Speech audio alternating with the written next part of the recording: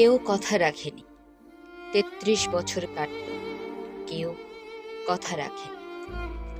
ছেলেবেলায় এক বষ্টমী তার আগমনী গান হঠাৎ থামিয়ে দিয়ে বলেছিল, শুক্লা দ্বাদশীর দিন অন্তরাটুকু শুনিয়ে যাবে।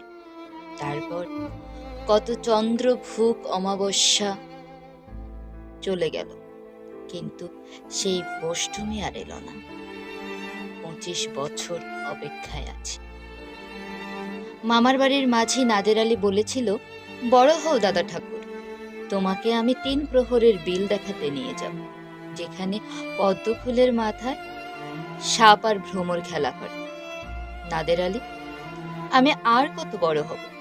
আমার মাথা এই ঘরের ছাদ ফুঁড়ে আকাশ স্পর্শ করলে তারপর তুমি আমায় প্রহরের বিল দেখাবে? একটাও রয়্যাল বলে কিনতে পারিনি কখন। লাঠি লজেন্স দেখিয়ে দেখিয়ে চুষেছে লস্কর বাড়ির ছেলেরা। ভিখারির মতো চৌধুরীদের গেটে দাঁড়িয়ে দেখেছি ভিতরের রাস উৎসব। অবিরল রঙের ধারার মধ্যে সুবর্ণ কঙ্কন পরা ফর্সা রমণীরা কত রকম আমোদে হেসেছে। আমার দিকে তারা ফিরেও চায়।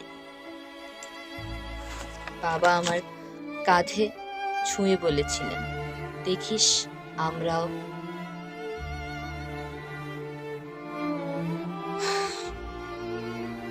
বাবা এখন অন্ধ, আমাদের দেখা হয়নি কিছুই। সেই রয়্যালগুলি, সেই লাঠি লজেন্স, সেই রাস উৎসব আমায় কেউ ফিরিয়ে নেবে না। বুকের মধ্যে সুগন্ধি রুমাল রেখে বরুণা বলেছিল, যেদিন আমায় সত্যিকারের ভালোবাসবে সেদিন আমার বুকেও এইরকম আতরের গন্ধ হবে। ভালোবাসার জন্য আমি হাতের মুঠোয় প্রাণ নিয়েছি, দুরন্ত শাড়ির চোখে বেঁধেছি লাল কাপড়। বিশ্ব সংসার তন্ন তন্ন করে খুঁজেছে ১০৮টা নীলপদ্ম, তবু কথা রাখিনি বলুন। এখনো তার বুকে শুধুই মাংসের গন্ধ। এখনো সে যে কোনো নারী, কেউ কথা রাখেনি। ৩৩ বছর কাটল, কেউ কথা রাখে না, কেউ কথা রাখে।